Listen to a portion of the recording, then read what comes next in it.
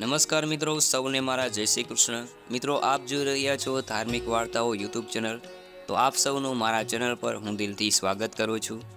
મિત્રો, આજે આપણે આ વિડીયોમાં સાંભળવાના છીએ શ્રાવણ માસના વદ પક્ષની તિથિ, જે છઠ્ઠીની તિથિ છે, તેને આપણે રાંધણછઠ કહીએ છીએ અને આ દિવસની આપણે હળછઠ પણ કહીએ છીએ, એટલે કે ભગવાન બલરામના હળની પૂજા થાય છે। શ્રી કૃષ્ણના ભાઈ એવા બલરામજીની પૂજા થાય છે, તેના વિશે પણ આપણે આ વિડીયોમાં જાણીશું। જો આપને આ વિડીયો પસંદ આવે તો વિડીયો લાઇક કરજો, શેર કરજો અને આપ આ ચેનલ પર પહેલી વખત આવ્યા હોય તો ચેનલ સબસ્ક્રાઈબ કરી લેજો, જેથી આવનારા નવા વિડીયોની માહિતી આપ સુધી પહોંચી શકે। મિત્રો, શ્રાવણ વદ છઠ એટલે કે રાંધણછઠ, આ દિવસે માતા શીતલાજી માટે આપણે સૌ પ્રસાદ કરીએ છીએ, ઠંડુ ભોજન બનાવીએ છીએ અને એ ઠંડુ ભોજન શીતલા સાતમના દિવસે આરોગવાનું હોય છે। આનો પણ ખાસ મહિમા છે। આ ઋતુ પ્રમાણે પણ આવું ભોજન કરવાથી સ્વાસ્થ્યની વૃદ્ધિ થાય છે તથા માતા શીતલાની પણ કૃપા પ્રાપ્ત થાય છે। વર્ષમાં એક વખત આવતી શ્રાવણ વદ છઠના આ શુભ તિથિના દિવસે રસોડાનું ખૂબ જ મહત્ત્વ છે। આ દિવસે બહેનો, સ્ત્રીઓ વિવિધ વાનગીઓ બનાવે છે અને રાત્રે ચૂલો ઠારવાની વિધિ કરવામાં આવે છે, કારણ કે કહેવાય છે કે આમ કરવાથી શીતલા માતાની કૃપાથી ઘરમાં સુખ, સમૃદ્ધિ, યશ, કીર્તિ પ્રાપ્ત થાય છે અને સંતાનની પણ રક્ષા થાય છે, ઘરમાં સુખાકારી રહે છે। શ્રાવણ વદ છઠના દિવસે માતાઓ, બહેનો વિવિધ વાનગીઓ, પકવાન બનાવે છે। શીતલા માતાને ભોજન લગાવવા માટે ખાસ કરીને આ દિવસે તીખું, તળેલું, મીઠું વગેરે પ્રકારની વાનગીઓ સાથે ભોજન બનાવે છે। ખૂબ જ સ્વાદિષ્ટ અને મનથી, હૃદયથી બનાવેલું આ ભોજન ખૂબ જ પવિત્ર હોય છે, માટે આ દિવસને આપણે રાંધણછઠ કહીએ છીએ, કારણ કે આખો દિવસ બહેનો ભોજન બનાવે છે અને બીજા દિવસે એટલે કે શીતલા સાતમના દિવસે બહેનોને રસોઈ કરવાની હોતી નથી। જે બનાવેલું ભોજન છે છઠના દિવસે, એ જ સાતમના દિવસે ભોજન લેવાય છે। રાંધણછઠના દિવસે વિવિધ વાનગીઓ, પકવાન બનાવીને બહેનો આ દિવસે ચૂલો ઠારે છે। ઘણા લોકો ગાયના છાણથી ચૂલો ઠારે છે, સ્વચ્છ કરે છે, કારણ કે એવું માનવામાં આવે છે કે મોડી રાત્રે શીતલા માતા ચૂલા પર આળોટવા માટે આવે છે, આશીર્વાદ આપવા માટે આવે છે અને જો ચૂલો સળગતો હોય તો માતા શીતલાનું શરીર બળે છે, માટે આ દિવસે મહિલાઓ વિવિધ પકવાનો અને ભોજન બનાવીને ચૂલો અવશ્ય ઠારે છે। અને આમ જોઈએ તો રાંધણછઠના દિવસે માતાઓ, બહેનો આખો દિવસ રસોઈ બનાવે છે અને આમ જોઈએ તો રાંધણછઠના દિવસે માતાઓ, બહેનો આખો દિવસ રસોઈ બનાવે છે અને શીતલા સાતમના દિવસે રસોઈ બનાવવાની રજા પણ મળે છે। આખો દિવસ માતા શીતલાનું સ્મરણ કરવું, ભક્તિ કરવી અને હળવું ફરવું હોય છે, માટે આ દિવસ એક એન્જોય કરવાનો દિવસ પણ બહેનો માટે બની રહે છે। માટે કહેવાય છે કે રાંધણછઠના દિવસે 7 ચીજો અવશ્ય બનાવવી જોઈએ, 7 પ્રકારની વિવિધ ચીજો રસોઈમાં અવશ્ય બનાવવી જોઈએ। આમ કરવાથી શીતલા માતાની કૃપા તથા સાતમની તિથિનું મહત્ત્વ વધી જાય છે। થોડું શાક, થોડું નાસ્તો, કાંઈક ગળ્યું, કાંઈક ખાટું, કાંઈક ખારું, આવી રીતે વિવિધ રીતે 7 પકવાનો બનાવાય છે અને માન્યતા પણ એવી છે કે જ્યારે રાંધણછઠના દિવસે રાત્રે ચૂલો ઠારવામાં આવે છે, ત્યાર પછી બીજા દિવસે ચૂલો પેટાવાય નહીં, સળગાવાય નહીં। કહેવાય છે કે રાંધણછઠના દિવસે શીતલા માતા દરેક ઘરમાં આવે છે અને આશીષ આપે છે। જો ચૂલો સળગતો હોય તો શીતલા માતાજી કોપાયમાન થાય છે અને ચૂલો ઠંડો હોય તો શીતલા માતા આશીર્વાદથી ઠંડાઈ આપે છે, એટલે કે જીવનમાં ઠંડક રહે છે, સુખ શાંતિ જળવાઈ રહે છે, શાંતિ રહે છે, જીવન આરોગ્યપ્રદ રહે છે, કારણ કે શીતલા માતા આરોગ્ય પ્રદાન કરનાર દેવી છે। એટલા માટે તો જ્યારે પણ કોઈ રોગ જ્યારે નાના બાળકોને પહેલાંના જમાનામાં થતા હતા, ત્યારે શીતલા માતાજીની માનતા મનાતી હતી। શીતલા માતાને ડાળિયા અને ગોળનો ભોગ લગાવાતો હતો। કોઈ પણ ચામડીના દર્દો હોય, પીડા હોય, ત્યારે પણ શીતલા માતાજીની માનતા મનાતી હતી, માટે શીતલા માતાજી આરોગ્યના દેવી છે. એટલા માટે જ નવરાત્રિમાં 8મું નોરતું જે કાલરાત્રિ કહેવાય છે તે શીતળા માતાનું જ એક સ્વરૂપ છે. માં આરોગ્યદાયી, સૌભાગ્યદાયીની, માં જગતજનની મહામાયા શીતલા માતાની પૂજાનો આ ખાસ દિવસ એટલે કે રાંધણછઠ અને શીતળા સાતમ. મિત્રો, રાંધણછઠમાં આ ઉપરાંત ઘણી ધ્યાનમાં રાખવા જેવી બાબતો છે. ધાર્મિક માન્યતા અનુસાર આ દિવસે ભગવાન શ્રી કૃષ્ણના મોટા ભાઈ બલરામનો જન્મદિવસ હતો. એટલા માટે મહિલાઓ પોતાના પુત્રના લાંબા આયુષ્ય માટે, સમૃદ્ધિની કામના માટે આ દિવસે ઉપવાસ રાખે છે, રસોઈ બનાવે છે, જે બીજા દિવસે એટલે કે શીતલા સાતમના દિવસે આ રસોઈનું ઠંડુ ભોજન કરી શકાય. અને રાંધણછઠના દિવસે રાત્રે ચૂલો ઠારવાનો પણ નિયમ છે. આ તહેવાર અલગ અલગ રાજ્યમાં અલગ અલગ નામે મનાવવામાં આવે છે. ગુજરાતમાં રાંધણછઠ તો ક્યાંક હળછઠ, ચંદન છઠ, તીન છઠ્ઠી, તીમની છઠ, લહલહી છઠ, કમળ છઠ અથવા તો ખબર છઠના નામે પણ ઓળખાય છે. હળછઠ અથવા રાંધણછઠના દિવસે મહિલાઓ પુત્રના હિસાબથી 6 મોટા માટીના વાસણમાં 5 અથવા 7 અનાજ અથવા તો મેવા ભરે છે. સાતમના દિવસે ઘરમાં રસોઈ ન બનાવવાની પરંપરા પહેલાંથી જ ચાલી આવી છે. એટલા માટે રાંધણછઠના દિવસે મહિલાઓ, ગૃહિણીઓ રસોઈ બનાવી લે છે, રાંધી લે છે અને બીજા દિવસ માટે ભોજન તૈયાર કરી રાખે છે. ઠંડી રસોઈ શા માટે આરોગવી, શા માટે જમવી, આ ઉત્સવ શા માટે ઉજવાય છે? તેનો સંબંધ ઋતુ, સ્વાસ્થ્ય, સદભાવનો, ભાવચારાનો છે. મોસમ બદલાય છે, ચોમાસાની ઋતુ છે, ગરમી પણ ધીમે ધીમે આવી જાય છે. શીતલા સાતમના દિવસે ઠંડુ ભોજન આરોગવાથી આપણું સ્વાસ્થ્ય જળવાઈ રહે છે. રાંધણછઠના દિવસે જે આપણે પકવાન બનાવ્યું હોય, જેમાં બાજરીના રોટલા, છાશ, દહીં, ભીંડાનું શાક, મગનું શાક અથવા પૂરી, આમ આ બધા પકવાન બનાવીને રાત્રે ચૂલો ઠારીને રાખી દેવાનો હોય છે.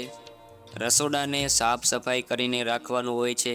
અને બીજા દિવસે જ્યારે સવારે વહેલા ઉઠીને બહેનો નાહી ધોઈને ચૂલાનું પૂજન કરે છે.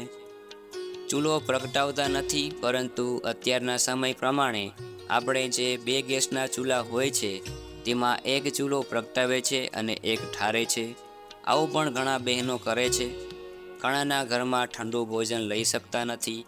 સ્વાસ્થ્ય સંબંધી કોઈને કોઈ સમસ્યા હોય જ છે અને ઘણાને ચા વગેરે પણ જોઈતું હોય છે. એટલા માટે બહેનો એક ચૂલાને ઠારે છે. જોકે પહેલાંના જમાનામાં તો માટીના ચૂલા હતા, તે ઠારવામાં આવતા હતા. કહેવાય છે કે રાખમાં શીતલા માતા આળોટતા હતા, પરંતુ અત્યારે આધુનિક ચૂલા છે, તે પણ ઠારીને બહેનો આ ઉત્સવની ઉજવણી અવશ્ય કરે છે. રાંધણછઠના દિવસે નવા મટકા, દહીં જમાવવાના કુલ્હડ, હાથાવાળા પંખા લાવીને દાન કરવાની પણ પરંપરા છે. આપણા પૂર્વજો ઋતુ પરિવર્તનની સાથે જ આ પરોપકારથી જોડાયેલી ભાવના એટલે કે દાન કરવાથી પુણ્ય કરવાનું પણ આપણને શીખવાડતા ગયા છે. આ છઠના દિવસે ખાસ કરીને બહેનો એકસાથે મળીને ઘણી બધી રસોઈ બનાવે છે. આમ એકસાથે રહેવાનો પણ લાવો મળે છે. થેપલા, બાજરાના વડા, પૂરી, લાડવા, ગાંઠિયા, ચેવડો, મેથીના ઢેબરા, મીઠી પૂરી, તીખી પૂરી, પાતરા, ભરેલા ભીંડા, તળેલા મરચાં, કંકોડાનું શાક, તીખી સેવ, ખીર, મિષ્ટાન આદિ બનાવે છે. અને આનંદથી આ રસોઈ બનાવીને બીજા દિવસે બહેનોને આરામ રહે છે. એટલે કે રસોઈ બનાવવાની ઝંઝટ થતી નથી અને આરામથી ઠંડુ ભોજન માં શીતળાનું નામ લઈને માં શીતળાની પૂજા કરીને આરોગે છે, જેથી પોતાના ખોળાના ખંદનારની માતા શીતલા રક્ષા કરે અને ઘરમાં સુખાકારી રહે.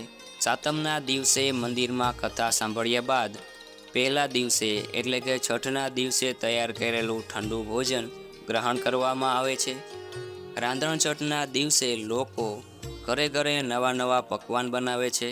આ દિવસે આખો દિવસ દરેક ઘરમાં નવી નવી વાનગીઓ બનાવવામાં આવે છે અને બીજા દિવસે એટલે કે શીતલા સાતમના દિવસે છઠના દિવસે બનાવેલું ભોજન પકવાન માણવામાં આવે છે. આ એક મહિમા છે જે વર્ષો જૂની ધાર્મિક પરંપરાથી ચાલી આવી છે. શીતળા સાતમના દિવસે શીતળા માતાજીની પૂજા કરીને ઠંડુ ભોજન આરોગવામાં આવે તો કહેવાય છે કે માતા પ્રસન્ન રહે છે, બાળકોની રક્ષા કરે છે, ઘરમાં સુખાકારી રહે છે. કોઈ પણ ચામડીના રોગ કે ગરમીને લીધે જે પીડા થાય છે તે મટે છે. રાંધણછઠની રાત્રિએ ઘરના ચૂલાને સાફ સફાઈ કરીને ત્યારબાદ ચૂલાને ઠારવામાં આવે છે. રાંધણછઠની રાત્રે ગેસ કે ચૂલાની પૂજા થાય છે. ચૂલો ઠંડો કર્યા પછી તેનો ઉપયોગ કરવામાં આવતો નથી. જો માતા શીતળાને તમારા ઘરની ચૂલાની ઠંડક મળશે તો માતા શીતળા સુખી થવાના આશીર્વાદ આપીને બીજા ઘરે જાય છે. માટે રાંધણછઠના દિવસે સાંજે એટલે કે રાત્રે ચૂલો ઠારવાની પરંપરા ઘણા વર્ષોથી ચાલી આવી છે. આધુનિક જમાનામાં ગેસ આવી ગયા છે. ચૂલાની જગ્યાએ ગેસ ઠારવાની પરંપરા છે. એક દિવસ ઠંડુ ભોજન જમવાથી આપણા શરીરમાં થતા અન્ય વિકારો પણ શાંત થાય છે અને શરીર એકદમ નિરોગી રહે છે. માટે વૈજ્ઞાનિક દ્રષ્ટિએ પણ રાંધણછઠ અને શીતળા સાતમ મનાવવું શ્રાવણ માસના છઠના દિવસે, ખાસ કરીને કૃષ્ણ પક્ષની છઠનો તહેવાર ભગવાન બલરામજીના જન્મદિવસ તરીકે ઉજવાય છે. આ દિવસે શ્રી બલરામજીનો જન્મ થયો હતો. બલરામજીનું મુખ્ય શસ્ત્ર એ હળ છે. આ કારણે ભગવાનને હળધર પણ કહેવાય છે. આ ઉત્સવને તે માટે જ હળષષ્ઠી પણ કહેવાય છે. ભારતના કેટલાય પૂર્વીય ભાગમાં તેણે લાલાઈ છઠ્ઠી પણ કહેવામાં આવે છે. છઠ્ઠીનું વ્રત એટલે કે છઠનું વ્રત જે બહેનો કરે છે તેને આ વિધિ પણ ધ્યાનમાં રાખવી જોઈએ. સવારે વહેલા ઉઠીને સ્નાન કરીને સાફ વસ્ત્ર ધારણ કરીને ત્યારબાદ વિધિ વિધાનથી પૂજા અર્ચન કરીને નિરાહાર વ્રત રાખવાનું હોય છે. ત્યારબાદ છઠનું વ્રત કરનારે સાંજે ફલાહાર લઈ શકાય છે.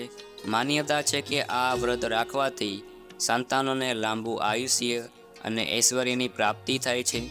કહેવાય છે કે જે હળછઠનું વ્રત કરે છે તેણે ગાયના દૂધ કે ગાયના દહીંનો ઉપયોગ કરવો જોઈએ નહીં, સેવન કરવું જોઈએ નહીં. આ દિવસે માત્ર ભેંસનું દૂધ કે દહીં લઈ શકાય છે. આ ઉપરાંત હળથી ખેડાવવામાં આવેલું કોઈ પણ અનાજ પણ ખાઈ ન શકાય. હળષષ્ઠી કે જે શ્રાવણ માસના કૃષ્ણ પક્ષમાં આવે છે, માટે શ્રાવણ માસની બંને છઠના દિવસે આ છઠનો પર્વ ઉજવાય છે, જે રાંધણ છઠનો પર્વ છે. તો મિત્રો, આપણે સાંભળ્યું રાંધણ છઠનું પૂજન મહિમા વિશે.